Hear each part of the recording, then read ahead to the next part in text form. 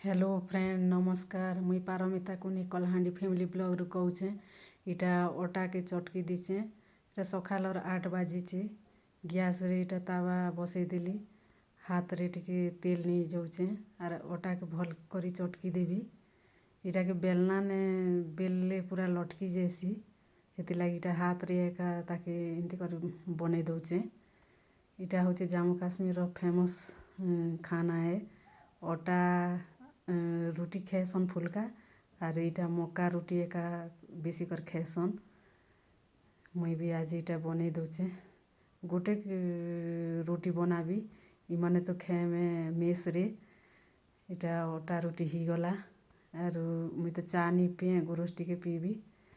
इटा बाहरी पड़नो आमर सा बार मुई इटा बाहर के टिके जाऊचु ऊपर के मोर भी किछि काम थिला तांकर भी गोटे घर के भी जीवार थिला और मोर ड्रेस कपड़ा भी सिलाबार थिला और राशन सामान भी आनबार थिला हेती लागी जाऊचु ऊपर के।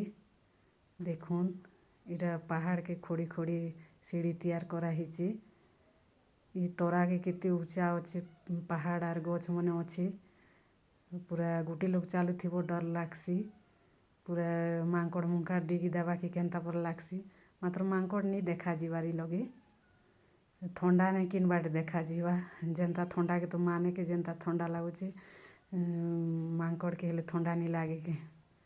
देखन पूरा इटा भयस ओवर दी दीचे तलरनु पूरा चाली आसचे ना सौ सौ ही जाऊचे पूरा निनुआस नी हेबार रंधा बड़ा नहीं कलार फिरली एका रंधा बड़ा करबी।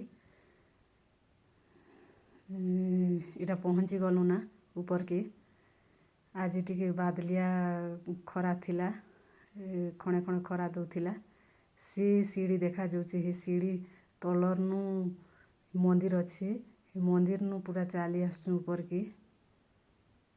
इटा स्कूल है छोट छुआ मनर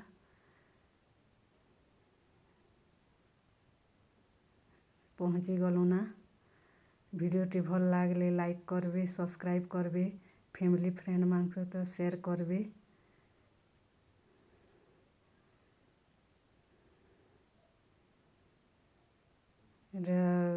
साढ़े 10 हाँ 10:30 11टा होचे टाइम।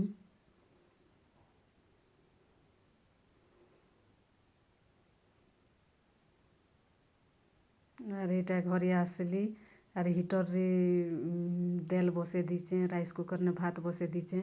बेसी करी करेंट एका यूज करा हेसी क्या काजे कि इमरजेंसी लागी गैस रखा हेसी पहाड़ एरिया ने शीघ्र नहीं मिले ना।